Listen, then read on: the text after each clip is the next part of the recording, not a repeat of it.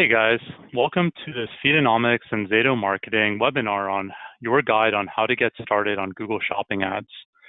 We're really excited to talk a little bit about all the ins and outs of getting up and running on Google Shopping, especially before this holiday season starts. So pay attention, and we've got really awesome speakers.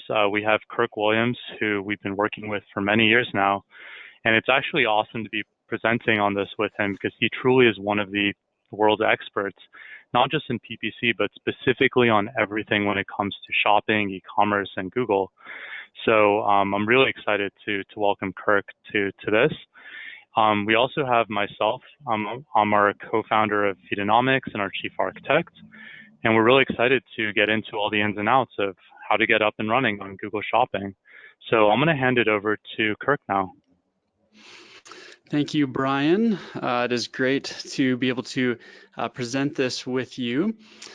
So as we think about shopping ads, let's start at the very beginning, all right? Let's think about e-commerce.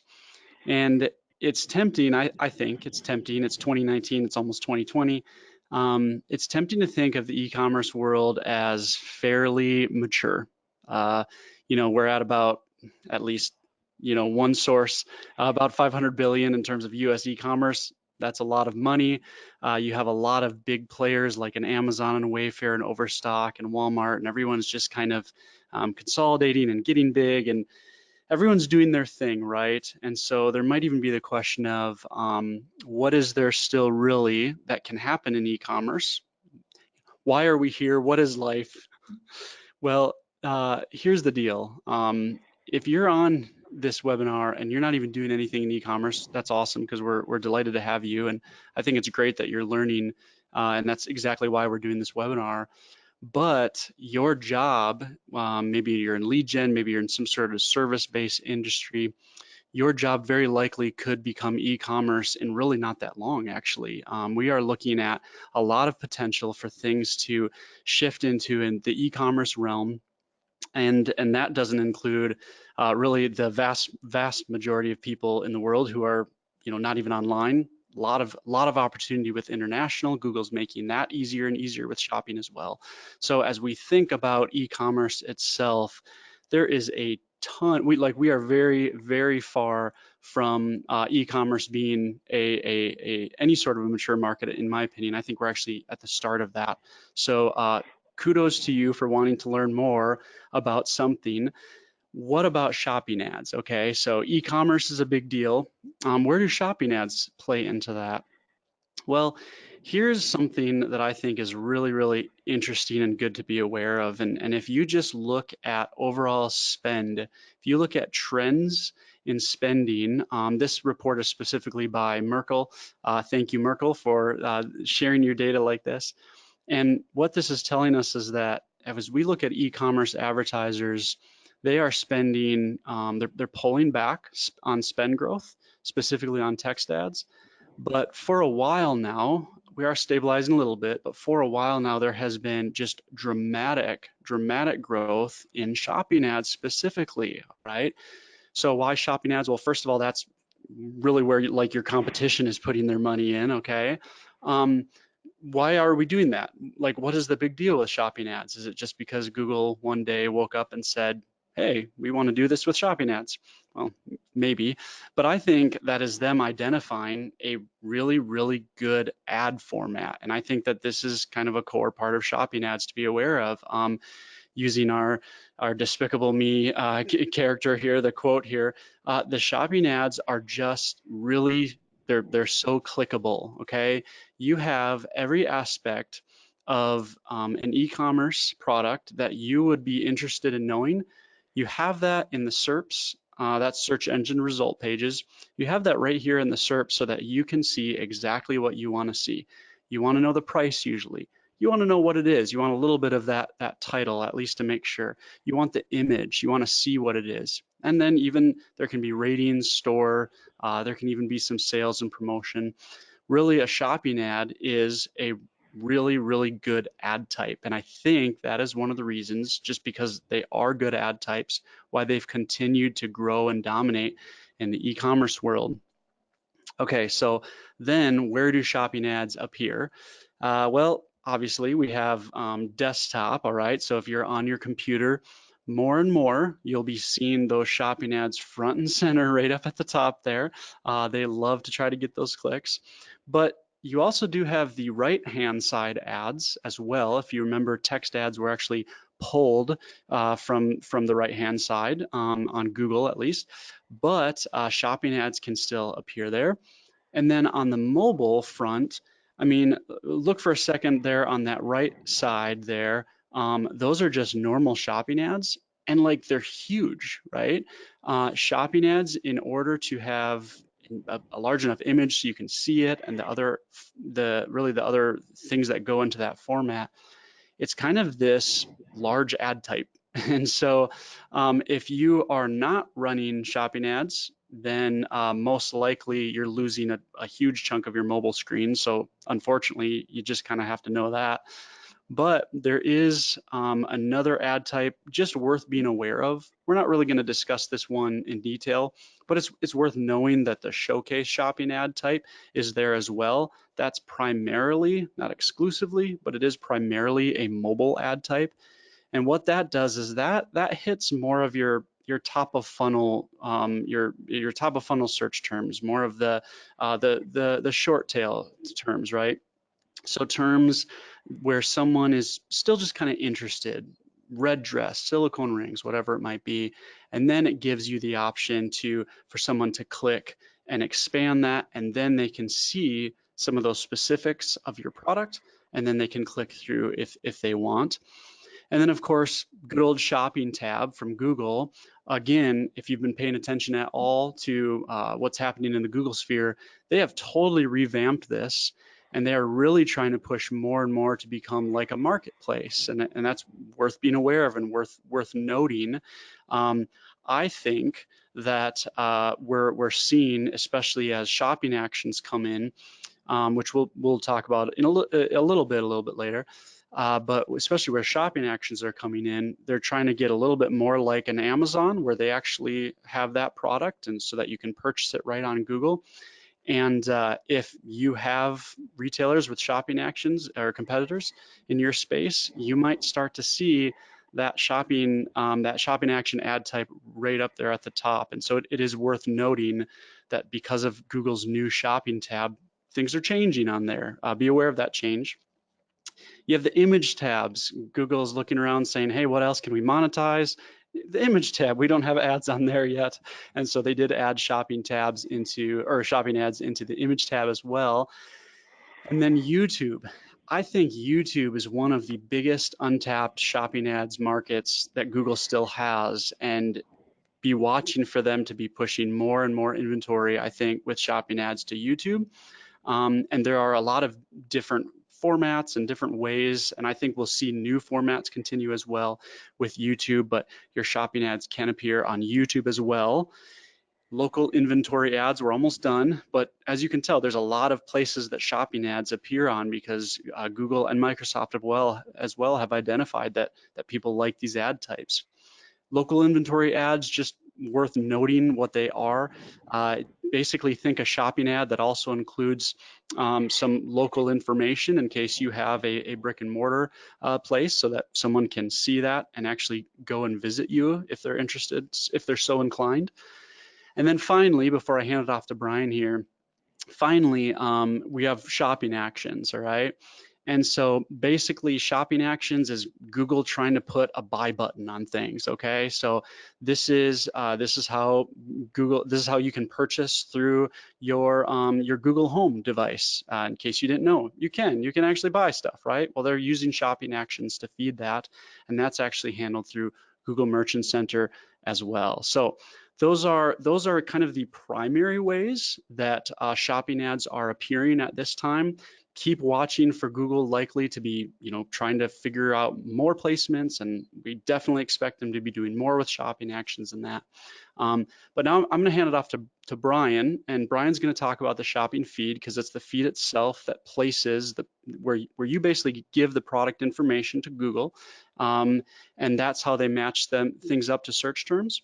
And then after he's done talking about the feed and how to optimize it, I'll be back and I'll talk a little bit about how to set up campaigns in Google Ads as well on the shopping ads side. So Brian, it's all yours. Awesome. Thanks so much, Kirk. And hopefully you guys have seen that Google has added quite a bit in terms of shopping ads across all of their different properties. And it's only going to get more and more. So it's kind of awesome to see. I want to give you guys a little bit of an introduction to what Feedonomics is and how we help, of course, on Google Shopping and hundreds of other channels. What we do is we created a very powerful technology that allows you to easily take your products and list them anywhere. Google Shopping, Amazon, Google Shopping Actions, as Kirk mentioned, Facebook, and hundreds more channels. We currently work with over 30% of the top 1,000 internet retailers who use us to optimize data. And we'll get into, here's a quick outline, we'll talk about feed optimizations and how you can succeed with better product data. Because as you might be aware, Google Shopping has been a paid solution now for several years. And to really compete, either you have to have superior bidding, superior products, or superior product data. And that's mostly what we'll be talking about here. So let's get into it. One of the questions we often hear is, what is feed optimization? And at a very high level, feed optimization means that you want to send data over to Google or any channel that is clean. Now, this is the first step. You want to make sure there's no crazy HTML, there are no missing values or attributes, and that you have all the fields that Google needs. But that's really just what you have to do no matter what. The real part of the optimization comes in when you want to make sure that your product titles are relevant.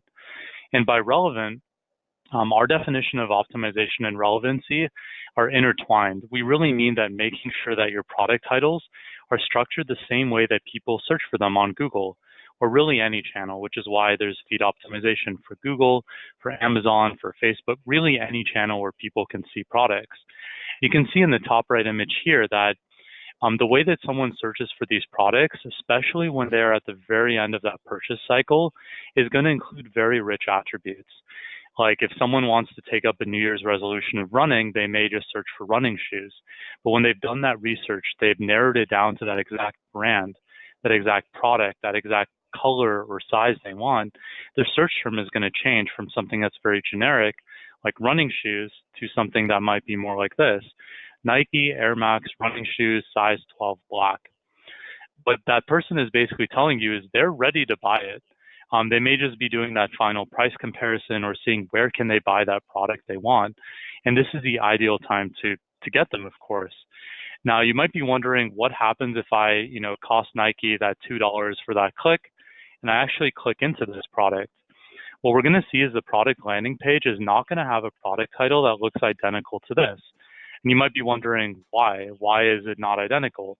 And that's just the case. The title you have on your product landing pages on your website is inherently going to be different to how people may be searching for it on certain channels. Like on Nike's website, they might not even have the brand in their title on their website because you know that it's Nike. You see the swoosh logo.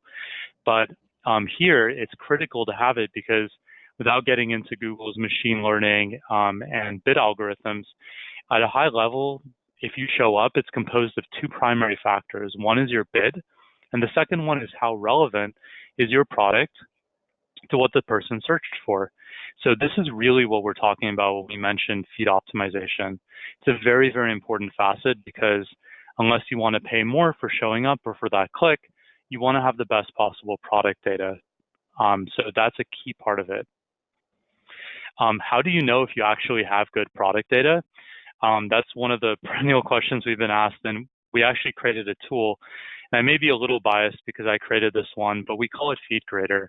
What FeedGrader does is it runs through over 60 different optimization issues that we see time and time again when we audit thousands of different feeds, mostly for Google Shopping, to look for what are the problems that we might see. Do you have rogue HTML somewhere in your title or description? Do you have titles that don't contain brand, color, and size? And those might be things that people are actually searching for on Google. Do you have duplicate titles, duplicate IDs? Do you have white space issues?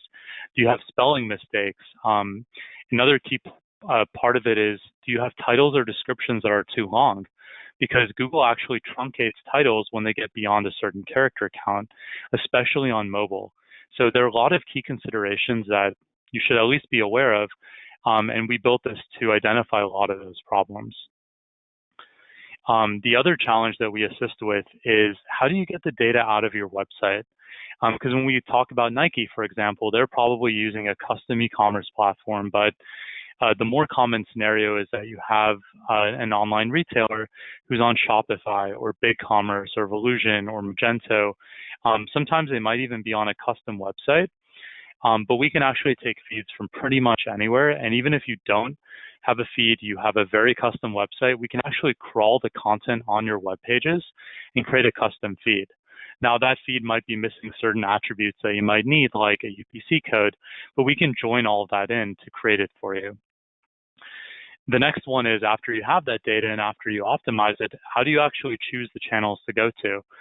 So in this webinar, we won't be talking about the hundreds of different channels. We'll mostly be talking about Google, which I think Kurt can probably confirm is one of the best channels to try, especially if it's one you haven't done already or it's the first one you're going to try. And we often find that it is the first one for a lot of online retailers. So navigating all of these hundreds of channels from Google to Amazon to eBay to Facebook and even Instagram. Instagram just launched a new way to check out directly inside of Instagram. So it's even Instagram launching its marketplace offering. We often see ourselves in that kind of consultative place of recommending channels for people to try depending on different verticals or depending on, what they're looking to do.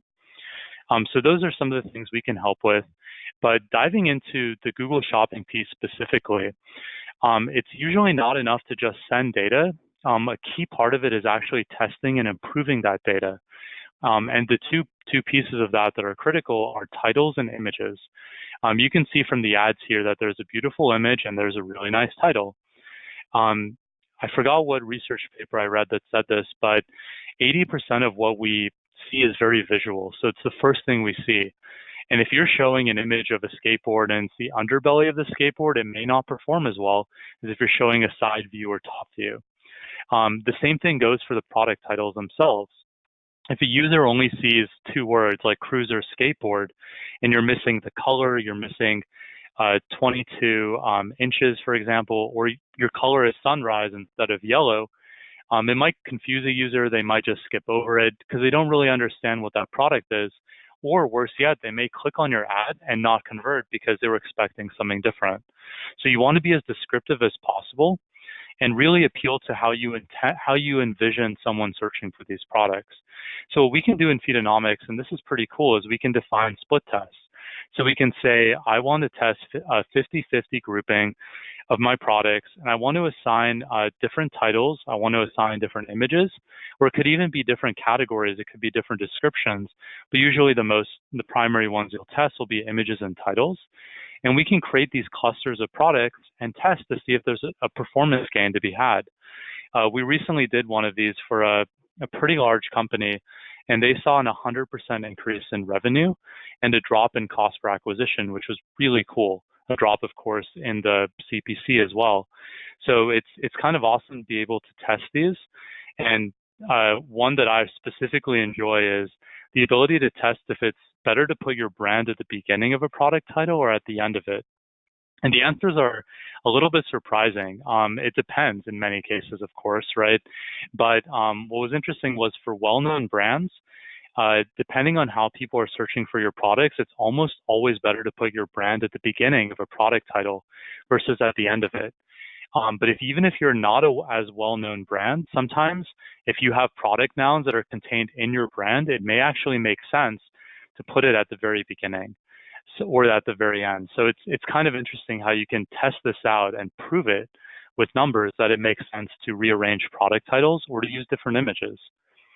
One tool that we created that specifically helps not just on the A/B testing, but also how do you know what to even test in the first place is Feedtelligence. So this is a really cool one. Again, I may be a little biased because I love the development of this one, but what Feedtelligence does is it closes the loop on what best practices are for product data and how people are actually searching for your products. And I'll give you an interesting example. We tried to anonymize this, but all three of these are pretty real examples. So our feed title was Nike Air Jordan Ked size 10. And from the looks of it, that's not a bad title. Sure, it doesn't have the color of the product in there, but it does have the noun. It has the noun Keds. But when we ran this feed intelligence analysis, where we were able to marry in three different sources of data, your feed, your product feed, Google Analytics, as well as Google Ads, and we could see that people are actually searching for this product with the words basketball sneakers. And not only are they searching for it, but they're actually converting with it. But our noun was Keds, and turns out nobody's searching for that, or very few people might be. So this kind of tells you this would be a really good candidate of something to try.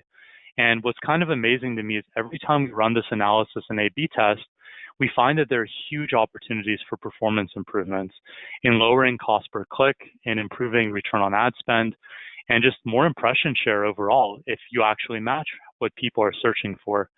And it's very surprising because even if you're a subject expert in this, you're not necessarily an expert in the hundreds of different ways that users might search for an exact product.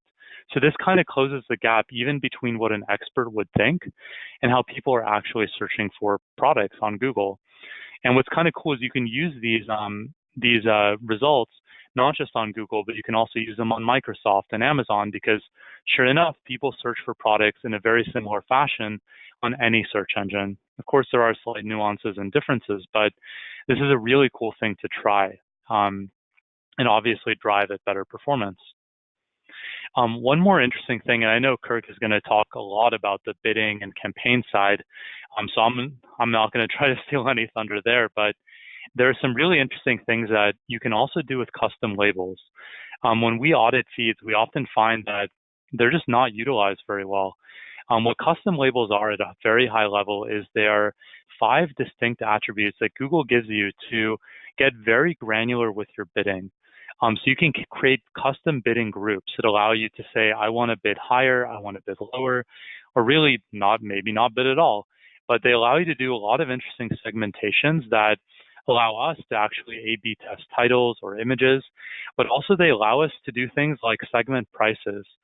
And I'll give you a common example, and I know Kirk is going to go more in detail on this, so I'm not going to go too much, but one of the most common ways of bidding for products is based off of your brand and based off of your product category. But what happens if you have 2 pairs of Nike shoes, same brand, same category, that have very different prices? One might cost $60 and one might cost $10,000 because it's the limited edition Back to the Future Marty McFly, shoe set that has self-lacing shoes, self-lacing shoelaces, I mean. And so obviously the price difference between those two is insane. And so the question is, does it really make sense to have the same bid for both of those products? Probably not. I think it'd be rare to find someone who would tell you that the answer is yes. And one of the ways you can change the bidding on that is to utilize custom labels to say, I want to bid more when my price is higher, and I want to bid less when my price is less, even inside of the same brand and product category. You can also do custom labels based off of product profitability or margin, and even based off of promotion or seasonality, or if it's a bestseller or a clearance item. So there's a lot of interesting nuance that can come in here. And we find that these are usually misutilized or not utilized at all. So really, really cool things to try. Some of the other things that I wanted to mention really quickly don't happen really with the optimization of a feed, but it happens with after your feed goes live. And this is kind of interesting because if you ask any expert when it comes to PPC campaigns, I mean, Kirk can tell us too, is a set it and forget it approach a good strategy? Like, they probably laugh at you, right? I'm guessing, Kirk, that's something that's like laughable. For sure. But what's funny is people have that exact same kind of approach when it comes to your product data. And what's interesting is a lot of merchants, online retailers constantly have new products coming in, existing products becoming discontinued or old or paused, and they're not looking at that data to see how can we improve it. And we found when we look at Google Merchant Centers that you could have anywhere from 10 to 20 to 30. I think the worst case was an online retailer just had no idea, didn't check their merchant center at all, and they had literally 70% of their products disapproved. And when you look at the past affected clicks, it was even more than that. It was 80%. And so that's obviously a big red flag, but my advice here is to constantly check on your feed itself inside of Google Merchant Center, see how you can take it to the next level. Some of the things that we've automated to help and assist in that are Google Merchant Center alerts. So this is an important one because Google only really sends you alerts when your account is at risk of suspension, which is not great because by that point it's a little bit too late. But what happens when 10% of your products suddenly have images that don't load? What happens when your prices are missing from your feed? We built a system of alerts that allows you to set customizable thresholds and immediately get alerts whenever any condition is exceeded. And this is a really important one, specifically around Black Friday, Cyber Monday that are coming up in the next few weeks, to make sure that you don't have issues that are going to prevent your products from showing in Google Ads and on Google Shopping. The other side of that is data governance and import and export errors. So a lot of companies have code freezes when it comes to this time of year because any change to your underlying product data or your landing pages could completely decimate all of your marketing efforts if not done correctly and tested. So we've had cases where a client's developer will add a random field at the beginning of the feed and it throws everything off by one. And that's a pretty bad scenario because your title now becomes your description becomes your product ID, and it cascades. And so all of a sudden your whole account is disapproved. So we built a system of alerts specifically around making sure that the integrity of your data is there, such that if any change happens, you're immediately notified and we're notified about it too. So we can fix it, or your development team can fix it if that's what caused the issue. So just know that these are very important things that you should always stay in the loop on, especially as we enter the Black 5-day weekend. And I'm going to hand it over now to Kirk, who's going to talk about some really interesting campaign strategies and the insights he's gained over many years of doing this. So I'm pretty excited to hear it myself, but go for it, Kirk. Thanks, Brian. Yeah, really good stuff. You know, we use Feedonomics for quite a few clients, and it is, especially on the feed alert side, I can tell you it is really nice having that, because exactly what you said is exactly what happens. We've also had it because Google Merchant Center, up until at least recently, I think the alert that they would send would also go towards the person, I think, who had originally started it, the admin in the account, or it was something like that. And so we would have times where, you know, they're trying to hunt down who originally started this account because they're the ones who got the alert and all that. So it can go bad. That is the feed. So the product feed then is how you get the data to Google, and then they are taking that feed, right? This is what Brian was noting. They're taking that feed and they're taking the product information and then they're matching that up to user search terms, and like that's where shopping ads come from. So I want to talk about setting up your campaigns then, because you have that feed and then you have Google Merchant Center, but then you've also actually got to then create the campaign within Google Ads so that you can actually make those ads, all right? And I, just for sake of time and just, there's obviously going to be a ton of stuff that you can discuss in something like this, right? And so rather than walk you through a specific setup or a step-by-step, here's how you create a shopping campaign, you can find that stuff online. What I want to do is think almost more on the philosophy side of here's how to think of campaign setup. So then as you actually go in, you can create a better account based on it. So really the most important thing when you're setting up your shopping campaigns is keeping bidding in mind, okay? Brian alluded to this already with custom labels and a really helpful notation. Bidding is really the core thing, whether you're using automated bidding strategies or manual. Segmenting things in your shopping campaigns so that you can bid better is really what campaign creation and segmentation is about. And And here's the way that bidding works in shopping. Because again, how does that, the more we actually know how the system works, I think that's when we can actually do well with creating things, right? And so the way that shopping campaign bidding works is that you're bidding according to your product group, not your keyword, okay? So especially if you run paid search campaigns already, then you know that keywords are typically how we've set bids, even audiences.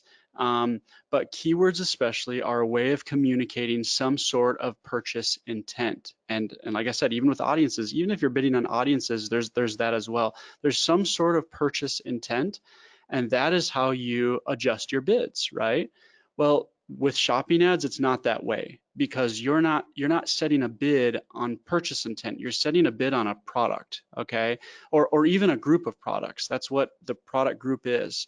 And so what you've got to think through is, how do I make smart decisions in how I'm going to set bids on those product groups? And that's going to work into how you segment your campaigns, okay? So here's one way. Here's one way to think about this is set up your campaigns according to these product attributes, like custom labels, as Brian pointed out, or maybe that does go along with your, typically your site nav, your menu structure is gonna be what you want to turn into your product type.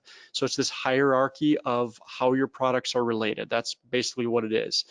Couch, leather couches, red leather couch, all right? There's a product type.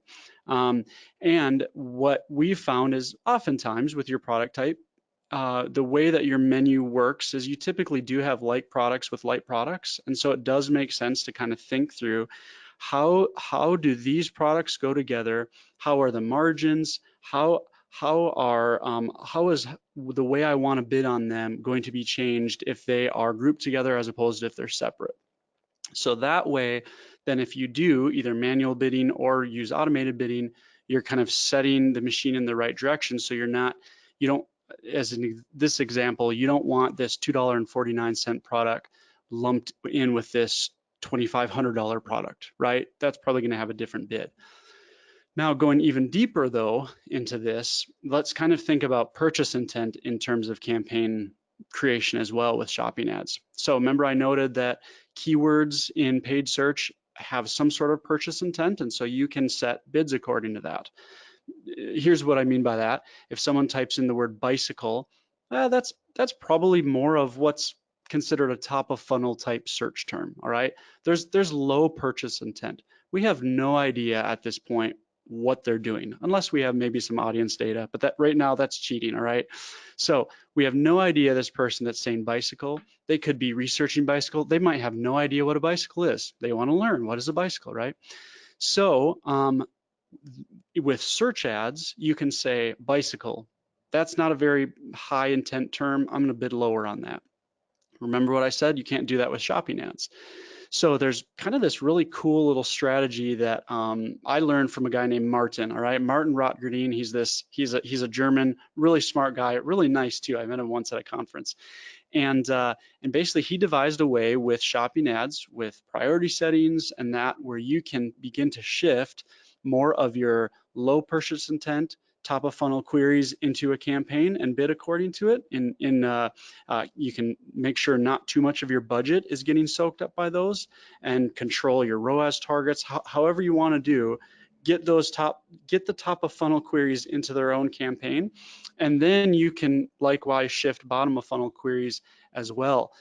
Now, I'm not going into the specifics of it because that's not really the point of this webinar, but I did want to hit you up with that is a really valid and good strategy that's been around for a few years, but it still works.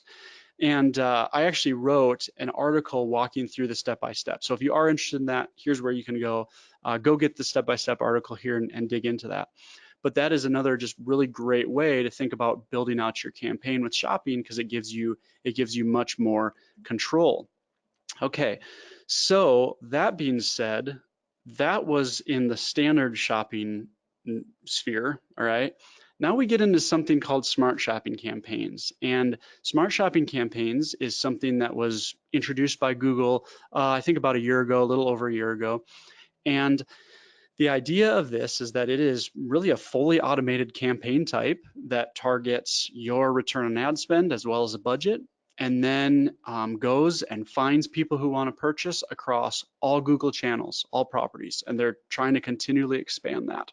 So you might have shopping campaigns that are your standard shopping campaigns that are basically primarily only on search ads on the search network. With Smart Shopping, you can have shopping campaigns appear on Gmail, on YouTube, on display, or on the search network. And so a few things to be aware of with Smart Shopping campaigns is before you run off and just completely switch everything on or over to them, I think you should be aware of the fact that you don't really get data from them. And so just be concerned about that. I'm not at this point even saying do or do not do, but make sure you realize, because if you're watching this and you're new to shopping ads, Google reps are probably in some ways pushing on you to just, hey, it's real easy, use Feedonomics to get the feed up and then push a Smart Shopping campaign live. And it's not quite that simple, okay? There are still some things you should be aware of. So you don't really get any sort of data in terms of where your ads are appearing, the placements, the videos, the channels, what the audiences are. You don't see what your search terms are. So we've seen before where someone just ran a Smart Shopping campaign since they got going, since they got rolling about a year ago. And so they basically were looking back on a year where they had absolutely no data in which to use in any way, and not just to make a decision for shopping campaigns, but you might want to use some of the shopping search terms that are converting. You might want to turn those into keywords in your search campaigns. You might want to share them with the SEO team and say, hey, here's some great terms that we found shopping. Can't do that with Smart Shopping. The data's not even there. So if you switch over to them for a year, you have no data, okay? You don't even know what channels they're appearing on. They literally invented a new channel called Cross Network for the Smart Shopping campaign because they don't even want you to see how much traffic or spend is going to search or YouTube or Gmail or anything like that. So again, just be aware of that. I said you can't I said you can't, see what placements. You can a little bit through the Google Ads UI, and I actually wrote an article on our Zato blog. That's zatomarketing.com. And you can actually, you can see some placements. You can't see all of them, but you can at least exclude placements, and that is kind of nice. We're seeing a little bit more control here and there with Smart Shopping come to us, and my hope is that Smart Shopping will continue to get more, data and a little bit more control to assist, so it's not quite so black box. But if you do want to exclude placements or videos, because that might be really important to your brand, there might be a pretty horrific video on YouTube that you want to make sure that you do not have anybody screenshotting pictures of your shopping ad on this horrific video on YouTube, right? And you actually can go in and enter that. It has to be at an account level. It can't be at a campaign or ad group level. And you can actually go ahead and enter that as an account level exclusion, and that will cover Smart Shopping. So if you're running Smart Shopping and you want to make sure that you're never on certain YouTube channels or certain display network placements, at least if you add them in as account level exclusions, you can do that with Smart Shopping. The filters, the account level filters work for Smart Shopping as well. So again, you can exclude content or types and labels with that, and that does work with Smart Shopping as well. And then just a final note about Smart Shopping. And I don't want to appear too negative on the campaign type. We've actually seen it do fairly decent at ROAS when we've run tests. We've run quite a bit of tests in different accounts. I do think that Google's invested in Smart Shopping, so we should probably figure that out and do well with it. But as I said, I also have reasons why I don't switch everything over totally at this point. But one other thing just to be aware of, and this is really important. So we're moving into Black Friday and Cyber Monday. We're moving into a very significant change in the ecosystem, and that's probably where I would suggest if you're going to run a Smart Shopping test, I would wait. All right, don't push that live right now. Like, don't shut off all your campaigns and switch over to Smart Shopping right now is my suggestion, because of the Black Friday Cyber Monday coming along, and maybe that would be a great Q1 test to run.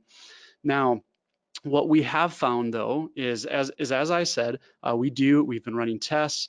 We have found that smart shopping has its place. Okay, and so I'm a big coffee guy. I'm a big espresso guy. I actually just made espresso. We have a little machine here in the office, and so this is a really dumb illustration, okay? But with the espresso, like I always have to have my espresso, especially my afternoon espresso. And maybe if I have a little snack on the side, that's great, and it adds a little sweetness, and it's kind of nice. But I have to for sure have my espresso. The espresso in this, again, horrific metaphor, is like our standard shopping campaigns. It's like our legacy campaigns. And this is still where we usually typically have the core of our products in kind of these, our focus is on search. We're bidding according by query. We're making sure that we have a real good handle on how much budget is going towards top of funnel terms and what our ROAS targets and how much is going specifically towards bottom of funnel terms. And so we're still managing quite a bit with that on the standard shopping side. And then we've started utilizing smart shopping though, exactly as Brian was saying, get some custom labels with some just interesting ideas for key products, maybe some of your top selling products. Maybe there's a seasonal thing going on and you have this sale coming with some clearance products. Test putting those into smart shopping, because smart shopping is Google's way of finding lower cost audiences who want to purchase across lots of different channels. So treat it kind of like a marketing thing and get those top products out there on smart shopping, using that to bring in more traffic, and still having kind of the core of your account through standard. So that's how we do things right now, at least in terms of kind of how we think through setup. And there's a lot more that can be said, but hopefully that at least gives you an idea. So again, it was great to be here. My name is Kirk. So I own Zato. We're specifically a paid search agency. That's all we do is Google and Microsoft ads, Google ads and Microsoft ads. We have some clients that you'd probably recognize, and we do, for the most part, I'd say about 70% of our client base is e-commerce. And I specifically really love speaking on shopping ads, really getting into shopping ads. We know shopping ads really well. We actually have a specific program that we have.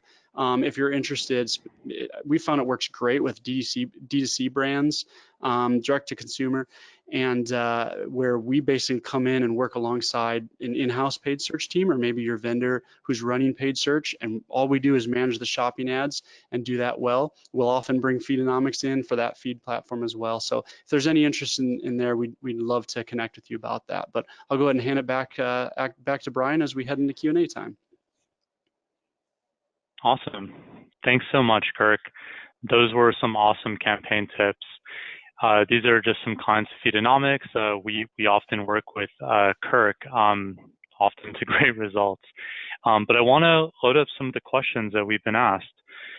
I saw some good ones coming through, some on Google Shopping, and actually I saw one even on Shopping Actions. So give me one moment. I'm just going to pull it up.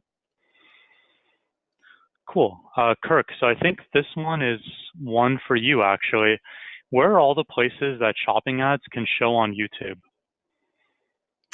That is a good question. And what I would do is refer you to our website. So we worked with a guy named Joe Martinez. He's a hardcore YouTube guy, really knows his stuff. And he actually wrote a blog post specifically on that, actually. Because that was one thing about a year or so ago, I asked around and I was like, does anyone even know where all the places are? Because you hear a lot of people saying, well, they can appear under the YouTube videos and sometimes over on the side and within them and all that.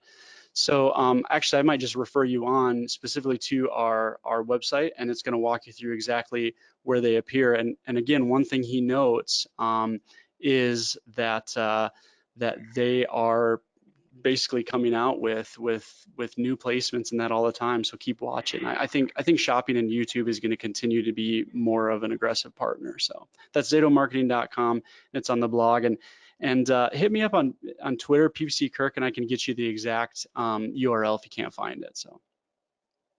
Yeah, I totally agree with Kirk. I think it's going to expand for sure, and it's such a logical one too. Like if you're watching a review on a specific laptop, it makes sense to have an ad for that exact laptop right there. So totally makes sense. Cool. Here's another one. Can shopping actions cannibalize your regular Google shopping ads? This is an interesting one because, and maybe I'll backtrack a little bit and talk specifically about shopping actions. So shopping actions allows you to purchase something without actually leaving Google. It's basically Google's attempt to compete with Amazon, as Kirk said. And what's kind of interesting about it is I think Google is really testing the waters with it. Oftentimes you'll find that one of the first two ad spots for Google Shopping is reserved not for all products, but for specific verticals, for specific branded items, for shopping actions. And so this is kind of interesting because if they're reserving it for some of those key products and you're not there, you've kind of reduced a lot of that available real estate where your ads actually can surface. And I have seen cases where if you're doing both shopping actions and Google Shopping, you'll actually show up twice potentially. So there are some benefits. I think the answer is going to be it depends. We actually did a case study on Search Engine Land earlier this year. And in fact, if you go to Google Shopping Actions, their website for it, you're going to see our case study featured there. It was with Ambush Skateboarding, which is a brand that sells skateboarding apparel and equipment. And what was kind of interesting was for most of their campaigns and most of their products, they actually saw major upside and benefits. Even during an off-season period where their sales just went up, like they literally doubled because of shopping actions plus Google Shopping. But that's not to say it's going to be the case every single time. I think there may be cases where it can cannibalize certain products or verticals, depending on your vertical. So I think it's worth trying with a limited subset of your products, and if successful, expanding. But just be aware that it's something that is still kind of in that test ground. And Google is making changes. They replaced the parachute icon with the express icon. There have been a lot of changes in the last year and a half with it. So just be aware that it is changing, but definitely something to try. Brian, do you happen to know if Google has posted anywhere what verticals they are putting shopping action slots up at the top? I've not been able to figure out yet. It seems kind of random from tests that I've done. Totally. They haven't officially done it. I think because they're testing internally and want to keep it private until they've fully tested the waters. But yeah, same with me. I've kind of seen it is a little bit random. And I have seen that they're doing it quite a bit more on mobile than on desktop. And I'm assuming it's because a lot of websites are still not as mobile friendly as Google would ideally like. And it's an easier checkout experience on mobile. Mm-hmm. Yeah. Cool. Makes sense. Well, yeah, here's another one. Kirk, I think this one is going to be for you. What do you think about using SPAGs, which are single product ad groups?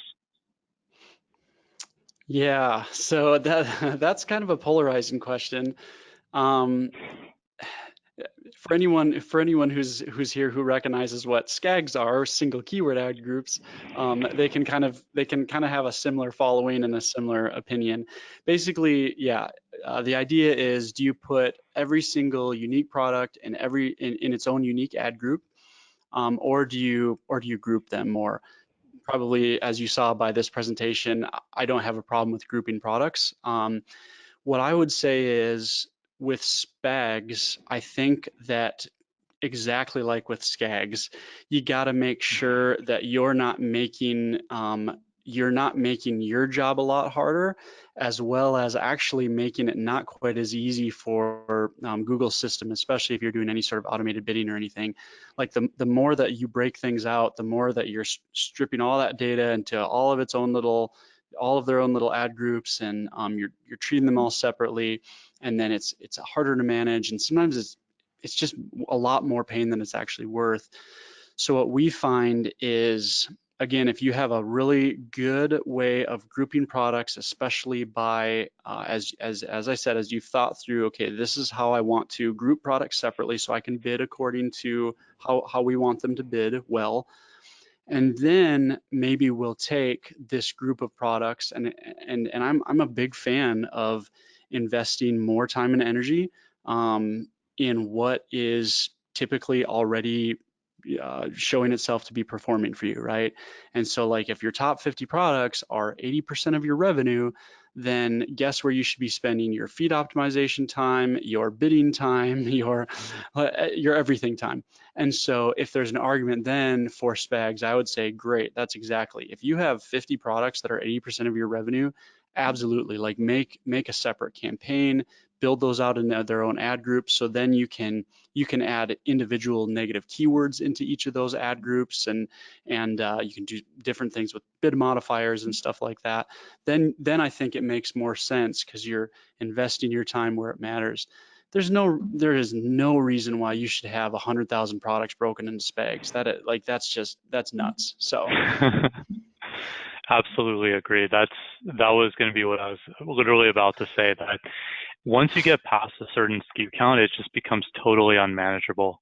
Having seen it firsthand, and having, back when I was at an agency, having taken over accounts where it was formally managed like that, it's just insane. There's no way you can effectively manage it unless you have like 100 people full time on that particular account. So totally agree. And even using automated bidding is not going to be good because you're not giving Google enough data really as well if you have everything broken out that much either. So. Yep, exactly. Okay, here's another one.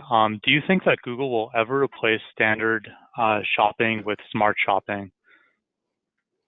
I think so, but they've not said that. So in fact, I've asked them specifically, as have others, and so far they have responded with, there's, I think exactly how they said it was, there's nothing on the roadmap to do that. So that's a great product non-answer right there. I think so. Here's the thing with smart shopping campaigns is it's a different engineering team from standard. It's a different code base on Google side from standard. I can smell some things about it, where Google's pushing really hard to get people to switch over, and I wouldn't be surprised. It'll probably be time, but maybe a few years down the road, a lot more people are using them. The machine is better. Maybe we've gotten some more data too as well, so it's not as big of a deal. I could see it happening kind of naturally. Yeah, I'm kind of in the same boat. I think it's possible. I think Google has to carefully balance, antitrust with not giving, basically giving some semblance of data and control, as you showed earlier. But at the end of the day, I think it will make sense for maybe really, really small, like if you're only spending $100 per month on ads and you only have 5 products, and you've never used Google Ads before, don't understand what's going on, it may make sense that you may actually get better performance. But I think kind of what you were showing earlier with top performing products, that could be a scenario where it makes sense. But using it holistically on an account, especially in a volatile period, and when your thing is already working, that sounds kind of risky to me. So I think it might happen. I think Google has to do the careful balancing act that they also have to do with other automated bid management platforms like Marin and Kenshu and some of those guys too. So I think it's always possible, but time will tell. Yep. Cool. Well, I think that's pretty much all the time we have today. So I thank you so much, Kirk, for joining us. You guys are free to reach out to him on zetomarketing.com. Feel free to reach out to Feedonomics if you need help with any product feed optimization or questions. We're happy to do free feed audits. And thanks so much for joining us. Tune in for next time.